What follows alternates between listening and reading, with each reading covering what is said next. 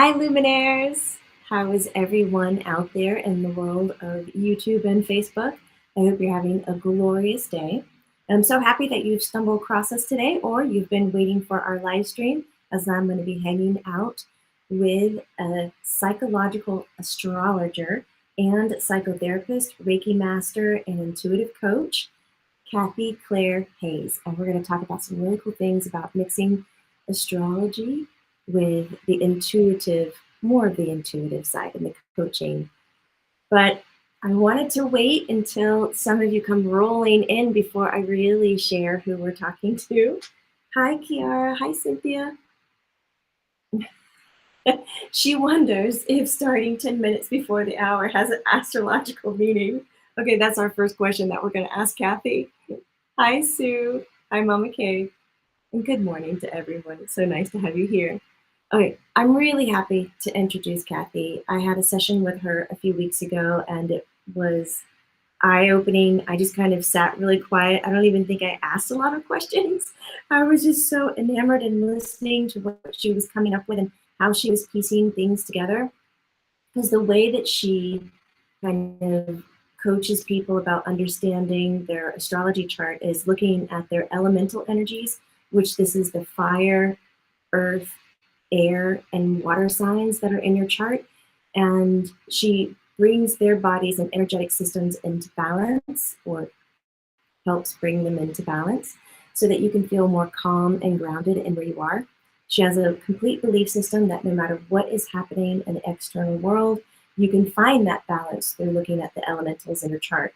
She believes that once you know how to operate from a place of being grounded, which I completely sign up for here, that we can hear our own intuitive voice and be open to making changes that allow our true self to emerge and blossom. It's exactly what she does in her sessions. And today she is offering you a discount, so please stay tuned so that you can get that coupon code. We'll be posting it up on screen and in the chat thread. And she's also starting a class. So if you're way into astrology or beginning, you can sign up for a wait list. This is how good it is. She has a wait list. And it's called Elemental Courage, and that's what we're going to learn a little bit about today. But of course, I have so many questions for Kathy as an astrologer, but also with a psychotherapist background, and why the elementals are so important to look at. So let's just bring Kathy on. I've been talking about her so much, so here she is. This is our Kathy. Hi, Kathy. Good morning, everyone. Thanks for having me, Jamie. Gosh, you're so welcome. Thanks for making the time to do this. I appreciate it. Yeah. Maya is saying good evening from the UK. Good evening. Okay, our first question is, was there any significance in starting this 10 minutes before the hour? I don't know of any significance. I think it was more of how, Jamie, your calendar's working. But I will say, I think it is significant that we're doing this on the eve of the eclipse, which is a time whenever we have eclipses in our world, it's a time when, if you think about, turning your computer on and off, it's like a reset. And so for a lot of people, they can be activating, things can come and go in our lives. People can feel a lot of energy and feel really ungrounded. So I would encourage everyone this weekend to just really take good care of yourself, take some time to make your life a little less busy, and dial in a little bit to yourself and what your heart's telling you, kind of see if you get a message. So yeah. This is some great advice and a reminder. So this is all happening tomorrow? Yep. So you'll feel the energy building today. And then actually the eclipse is tomorrow, but then there's this 2-week window. It's called eclipse season, where it'll end at the full moon in Taurus. So kind of really pay attention over the next 2 weeks if things are happening or themes are appearing. And I think if you can stay in that place of not like freak out, but more like, oh, let me just step back and observe. This is interesting. And, take your time with making decisions. I think it can be a time that helps people really reset. Kathy, what if someone like myself is going through something they have never stepped a toe into before? And you say stay calm and all of this, but it's so completely new. Like, how does one do that? Well, I think knowing what your energies are would help you figure out how to ground and how to kind of stay in balance. So, we all are born with a natal chart, which is based on the time we're born, the place we're born, and our birth date. And that gives you a map as to where your energies are.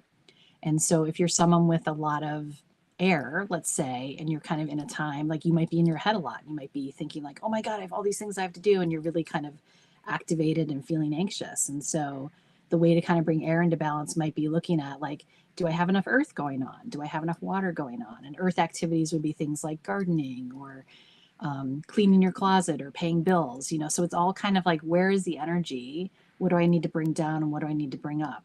Because energy is neutral. It's just, are we taking the high road of it or are we taking the low road? And sometimes when we have if we have too much earth, we can really get stuck in the mud and we can be like, I'm not getting off the couch, or too much earth can also be like, I'm not working hard enough, even though you're a workaholic and working all these hours. So it's kind of like, okay, if earth is a little out of control, what are my other energies that I can use to kind of balance it out? And water energy would be kind of your intuitive self. It might be meditation. It might be actually getting in water, taking a bath, going swimming, kind of getting in that quiet space where you can kind of step back and hear your own witness about kind of what's going on versus being in the reactive mode. I mean, I think that the thing I've come to realize, and the reason why I think it's so important to embody the energies, is as a psychotherapist, I work with a lot of people who are dealing with anxiety and depression and grief and loss. And those are times when our systems get out of whack. We're having a hard time, we need support. And so the challenge is, when you know where your energies are, what you have a lot of, what you don't have a lot of, or what you're missing, you can kind of dig in and feel into like, okay, I'm frozen. I'm not feeling my feelings, even though I'm in this really hard time where I'm having a lot of grief and loss. What do I need to do to make my water move? And that might be watching a really sad movie. That might be talking to your friends about your feelings. It might be starting therapy. It could be, committing to doing some meditation that'll really allows you to kind of sit and just be in your energy. If you're someone who, if you have a lot of fire in your chart, this is what happened to me is I have fire in my chart, but I never knew I had fire in my chart till, probably 3 years ago. And I hate to exercise. I despise exercising. I would like exercise and then I'd have to take a nap. I was so tired, And so what I started to realize is that I'm someone who I have to move energy to make energy. And I was someone who dealt for a very long time with depression my own, partly because of where I was working, which I'll talk about in a minute, but I had to move energy to make energy. And during COVID, I decided like I was feeling very anxious about everything. I thought it was about what was happening, but I actually have come to understand that I was connecting into kind of the universal kind of anxiety about it. But if I could get out, I got a Peloton at the point where they literally left on my front porch. We had to pull it in the house because that's when they weren't coming in the houses, right? So it's still in my living room where the part where we could pull it. And if I can get on that bike, listen to some music, just move my body 20 minutes a day, I have so much more energy than I ever did in my life. And so that was like an aha to me, is like, oh, I could have done years and years and years and years of worth of therapy. I could have done years and years and years of worth of this other stuff. And I never would have kind of embodied that chief life force energy. That's what fire is in my own system if I didn't kind of move energy through it. Now, if someone has a lot of fire, they might be on fire all the time, and they might have to learn how to kind of dial it down so that people can hear them and experience them and kind of be with them, So it's all about kind of getting a sense is, where is your energy at? What's the level? Is it adaptive or is it not? I am someone who Jamie, I don't know if you want to show my chart just so we can kind of show people. Yeah. So there's this website called astro.com, which lets you look up your chart for free. So anyone can do this. I took out some of the identifying, information, but you need your date of birth, your time of birth, and your place of birth. If you don't know your time of birth, you can put in 12 noon, but just know that, because of how the moon moves and everything's charts can change. And so that might not really be your chart. But if you can either talk to someone in your family and get more of a sense of the time, kind of the closer the time is, the more helpful it is. And, I had a friend who actually had a time on her chart that wasn't right because she was a C-section baby and they put the time as the time when they started the surgery. And, later on it was a different time, which there's a process you can go through called a chart rectification that can actually help you hone in on your time if you don't know it. So this is what a natal chart looks like. This is my natal chart. And I know it's a lot of red lines and blue lines. And so people, you don't have to know anything about astrology to get a sense about your elemental energy, but you see where the red arrows are. That's where I go to look at where someone's elemental energies are. So you can see in the first box, there's 2 planets and fire. So I have Mercury and Saturn and fire. And then my ascendant, which isn't a planet, but that's kind of what a big part of our astrology chart is, also in fire. It's in Leo. If you drop down, the next is air. So there's 1, 2, 3 planets in air. The next one is earth. So there's 1, 2, 3, 4 planets, it looks like, in earth. Some of the notations on this chart aren't planets, so we don't always count them. And then the next was water. So there's 2 in water. So I have a pretty balanced chart in terms of my energy, it looks like. But in the process of kind of going through and actually digging in, which is what we'll do in the class, like, how are these operating in your life? My fire was really low. And so that's when I started to realize, like, I have to make a commitment, like brushing my teeth, to moving my body, every day until I could get into kind of more of a balance. I worked at, oh, go ahead. I have a question. How do you know your fire is really low? Like, are you applying numerical value to this about where they're placed, or? There's not where they're placed. It's more about questions about how it shows up. So we'll do that more in the class. There's probably 7 to 10 questions for each element that gives people a sense about how you answer them. If you answer a yes, you want it like a 7 to 8 or 9 would be kind of the most helpful, but mine was probably like a 3 when I answered the questions. So oh wait, so a 7 and up is healthy? Yeah. I have 2 I need to work on. Yeah. Air, which with you was a 4.5, and my fire was a 6. Right. And because you have a lot of air in your chart, I think I was surprised that your air was low when we met, so that's kind of that. It's piecing it together. It's not like you don't answer this one question, that's how it is. It's a little bit intuitive about, like, how is it feeling for you? How is it showing up? And when we have different seasons of our life, sometimes we have more access to energies than others. That makes sense. Yeah. And I'm so curious, where do these questions come from? Who formulated the questions to come up with values? My teacher, Deborah Silverman, has a book called The Missing Element. And so this is her kind of formula in terms of managing and getting a sense as to how things operate. And, it can be, it's definitely a process. It's not like a one size fits all. It's not like a quiz and then you take it. It's a conversation, because sometimes when people also you can look at a chart and someone can have no elements, like they'll have nothing in their earth. And so the thought might be like, oh, they're missing earth. But when you do the questions, they might actually have a healthy earth. And in some ways, Deborah teaches, like, sometimes when people don't have something in their charts because they learned it with their last lifetime, they don't need to do earth lessons this time around.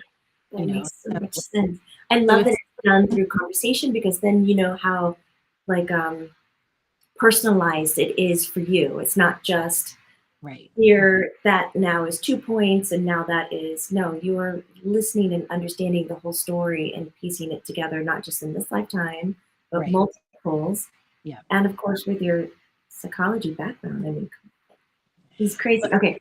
Yeah, I mean, I think the psychology helps because, like, we always have blocks to when we're supposed to expand or when we're supposed to kind of step into something new. And so the psychology part helps me talk about it with people. Like, why are you choosing your smaller self? Why are you keeping yourself small? What is the old story that has told you this is how it is? I mean, this is what I think astrology has great potential to help people step into their true self, because you might have a story from your family or from your community or from your friends, whatever, that isn't really your story, that you just kind of took in. But this allows you to kind of step back and say, okay, these are really the energies that are available to me.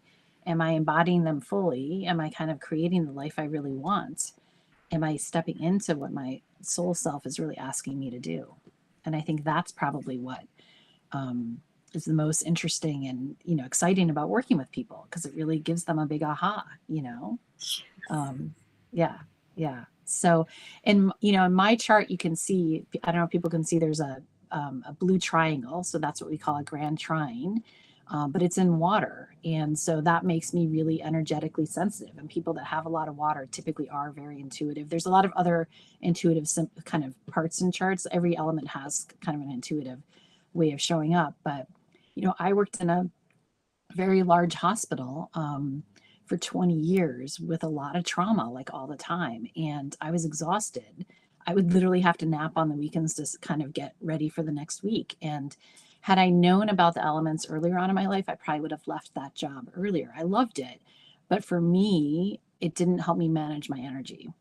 I'm someone who now, because of COVID and being able to work remotely, that I can manage my energy. So I see some clients in the morning, and then I have a break where I get to be outside with the dogs and taking walks. And then I see some folks in the evening, and my energy is so much more balanced. And I have a lot more available for my clients and me and my family. I'm not exhausted all the time. But for those of us that are energetic sponges, sometimes when we're in these loud places where there's a lot of affect, or there's a lot of trauma, or there's a lot of other things going on, we have to really learn how to take care of ourselves in a different way. And that's a lesson I wish I would have learned years ago. But now I'm here hopefully helping people to learn it earlier. So. I'm just listening away. I'm over here going, yes, when you get into those environments that are just too much, it's like chokes you out as an energy sensitive. Yeah. But if you don't know you're energy sensitive, if that wasn't taught to you growing up, which for many of us it wasn't, we get the messages, you're too sensitive. You're, Oh, it's a negative. Yeah. Unfavorable. Right. So, I think energy is neutral. And that's why the natal chart for me is a map of energy. It's a map of your energetics. And so learning what you need to kind of stay in balance is important, but it's not like a one-stop fits, it's not a one-time thing. It's something that's constantly moving, because the stars and planets are moving they're kind of going around your natal chart and interacting with your chart in other ways. Those are what we call transits. So how often would you check in with it to kind of understand where your energies are throughout a year? Let's say if you wanted to understand. So I check in kind of where the moon is really helpful. Where the moon and sun are, I think, are really helpful in terms of what are the energies. So if the moon, so I now, because I feel like my energies are balanced, I use where the moon is, what sign it's in. So right now the moon's in Libra. About kind of what am I going to do for self-care. So when the moon's in an air sign, I might choose to reach out to a friend. I might choose to create some art. I might choose to do some intuitive writing. I'm going to do something creative, something where I'm expressing myself in a different way. And that's helpful. When the moon goes into a water sign, I'm going to take some time for meditation. I'm going to take some time to get quiet. When the moon goes into a earth sign, I'm going to either make a really good meal, or I'm going to, hang out in my garden and do some work there. When the moon goes into a fire sign, I'm definitely, for me, moving my body is kind of what I'm going to prioritize that day. And kind of get, the other way to get your fire going is like, if you have a song, this is one of my favorite things. If you have one of those songs that when it comes on, you're like, oh my God, I have to move my body. I have to dance. I have to sing out loud, like that's your fire song. So like put that on when you need to get your fire going, sing in the shower. Like we don't always have to exercise or do some kind of big cardio class. There's other ways to kind of get our fire, going. So, so that's really helpful, So you would check in once a month and identify where the sun and the moon is? No, the moon moves every couple days. So, I mean, there's tons of astrology apps where you can get it. So it just is telling you where things are, and then you can kind of adjust where it is. But I think the most important thing is doing the work to figure out kind of getting into balance. So that's where it's helpful to kind of, work with someone to figure out like, what are my energetics? How do I go about getting into balance? And then that the maintenance mode is kind of checking in where it is. But planets are moving a lot in our charts, and so transits are happening all the time, and some are big and some are small, some are fast and some are slow. So I think very Dr. Seuss's. Yeah, I know. Working with an astrologer to get like kind of what's happening in your chart can be helpful. Like there's this we have this chart called a progressed moon, where the every 2.5 years the energy changes. So wherever your progressed moon is another place where you get this chapter of energy to look into. So when my progressed moon went into Libra a couple years ago, I wanted to paint all of a sudden. I was like, I'm not someone who's ever been super artistic, but I literally bought paints. I literally bought some canvas and I played with it. And my progressed moon just went into Scorpio a month or two ago. And all of a sudden, like I want to read all these books, like, fan fiction or these fantasy fiction about these women kind of these fantasy characters stepping into their power. And it's like, that's a very Scorpio theme, is like, how do you go about kind of using power in a positive way? How do you go about getting deep? How do we go about like using our energy to transform. So when you know where your progressed moon is, you can pick up those energies and lessons, versus if you're not, you can kind of miss the window, or you can miss the opportunity to transform and step up level yourself in that way. So is this what you teach in your series, in your class? That probably I would do. So part of the classes, so Elemental Courage is going to be an 8-week class. I'm taking names because I'm hoping to launch it very soon. But the class will be 8 weeks, and part of that 8 weeks is you'll get a one-on-one coaching session with me. So in that one-on-one coaching session, we'll be able to dig into your chart and look a little bit more. And then we can talk about kind of what are the different energies that you're in, which energy is in balance, what are you thinking in terms of what's not in balance, and also kind of stepping back and like, where is your progressed moon, where is your Saturn cycle, so people have a sense of what energies are coming and going in their lives. So that'll be really individualized, but the class will be digging into each. There'll be 8 classes, but 4 of them will be really digging into each of the elements, which will help people have a sense of what the element is, how, like, what their number is, how is it showing up for them, and what do they think they could do, doing some intuitive writing to kind of really let that element and that energy speak to them about kind of where they need to think about going, or where they need to think about stepping into something or leaving something behind. So that's helpful in that sense. And then the other part of why I'm doing a class is because I think that my sense is, when I'm working individually with people, it's it's transformative, and it's very intense and helpful, but there's something about doing it as a group that lets people, especially when you're trying to witness your voice, your intuitive voice starting, Right. that lets people step back. And when other people are like, this might be crazy, but this happened to me, and people are like, no, that's totally on. Like, I just got chills in my body. You get all these markers from other people that are doing the work with you, and you can kind of start owning it in a different way. And so that's in particular why I wanted to teach the class, because there is something about being in a community and witnessing it together and growing Yes. together that lets that happen. So it'll be a tight container. I'll kind of hold the energy for the group while we're in the 8 weeks together. And I think it's going to be a chance for people who want to reset, who want to kind of say, like, I'm ready to step into something else, or even like, I don't know what I want to do, but what I've been doing isn't working for me. We don't always have to have the answer when we start something. It can just be like, I just feel a pull to do something different. I feel the pull to explore something. So, yeah. Edna here is so curious if you integrate astrology into your psychotherapy practice. Is it offered as an adjunct service, etc.? I have a son in college studying psychotherapy who's also interested in astrology. There are a lot of psychotherapists who do integrate astrology, and I do in my practice. Licensure in a way keeps, during COVID, it opened up because people were moving around so much, and it's kind of gone back to getting tighter. So I provide psychotherapy to people who are in Massachusetts, the state where I live, because that's where my license is. But part of why I developed the astrology coaching, intuitive coaching practice, was because I wanted to help more people, and I didn't want it to have to be based on my license. So I integrate astrology into my psychotherapy practice as much as my clients like. Some people want to talk about it all the time. Other people aren't that interested. So it kind of depends on the client. But part of the intuitive coaching and class that I'm teaching and work I'm doing with people is also to kind of open up those conversations so more people so we can grow and transform together, really. After the 8 weeks, would people be able to look at somebody else's chart and help them with it?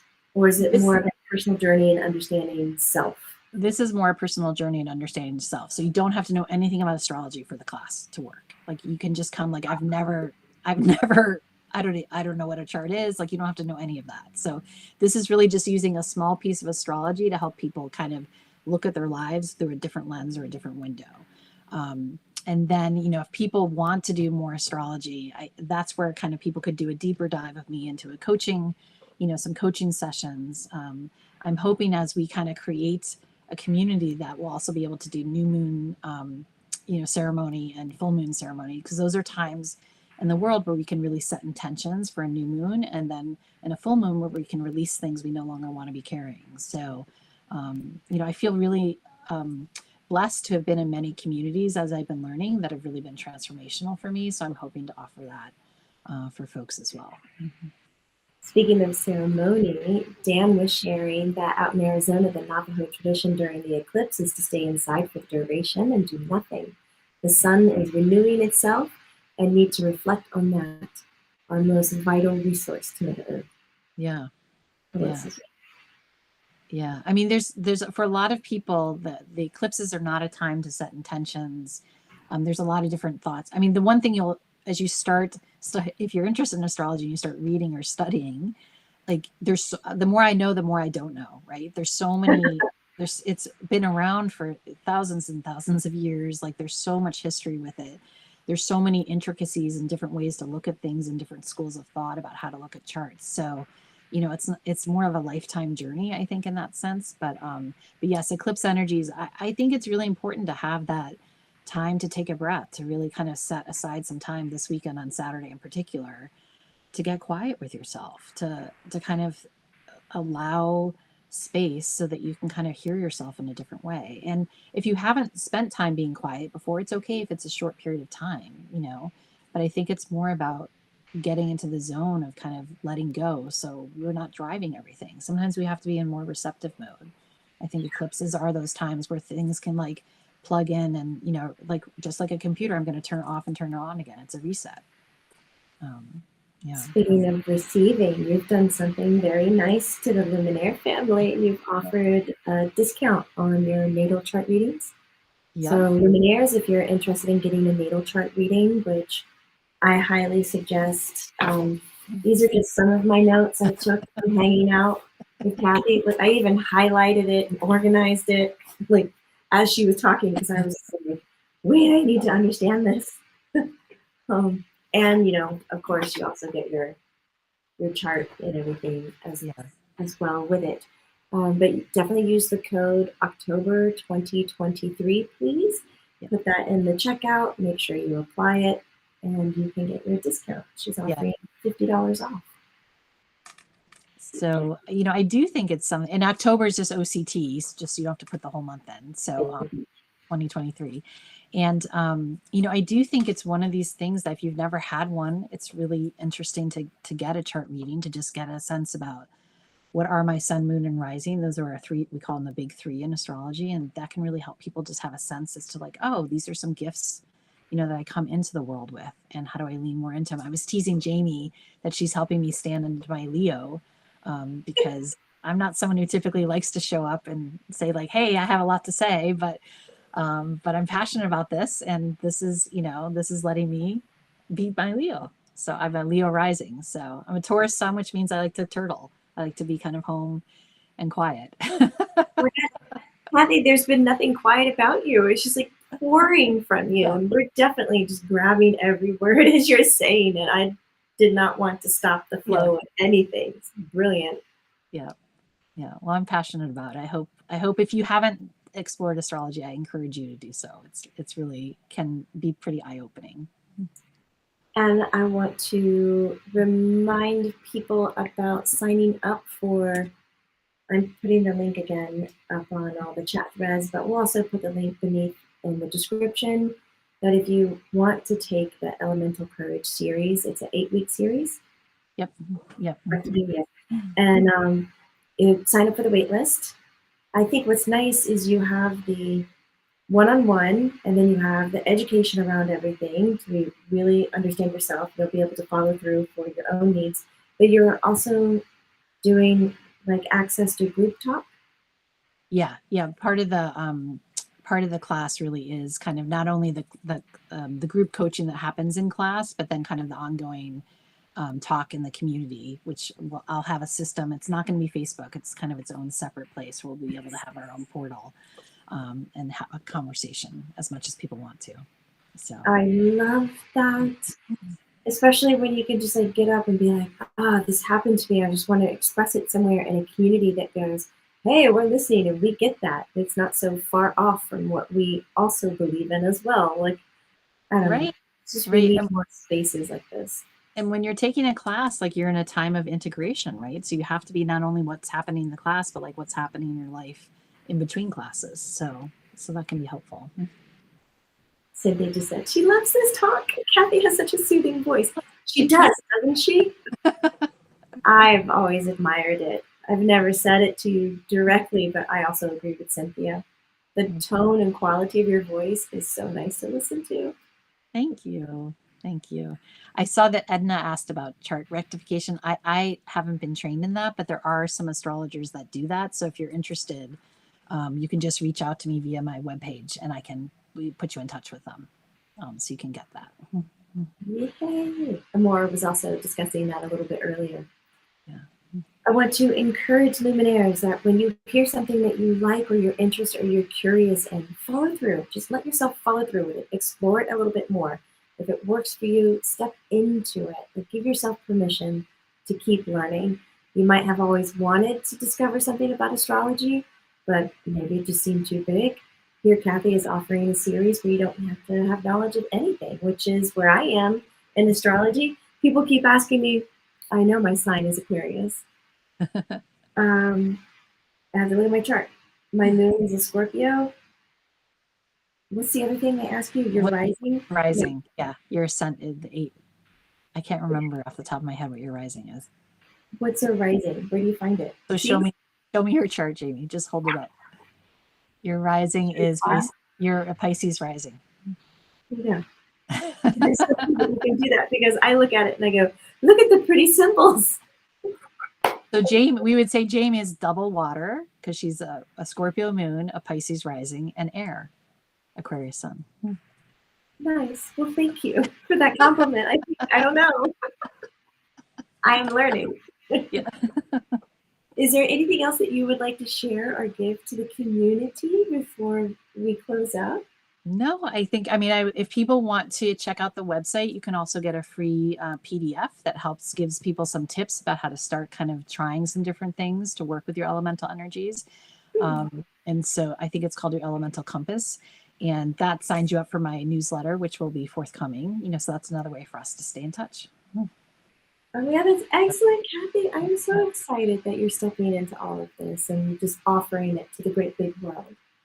Thank you.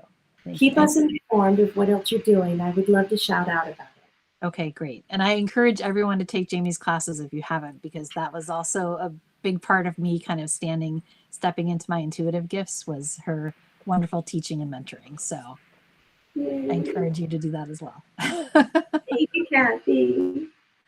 All right, Loomies, have an incredible rest of your day. I do have, if you are a YouTube member, we have our healing session today, so I will see you shortly for that.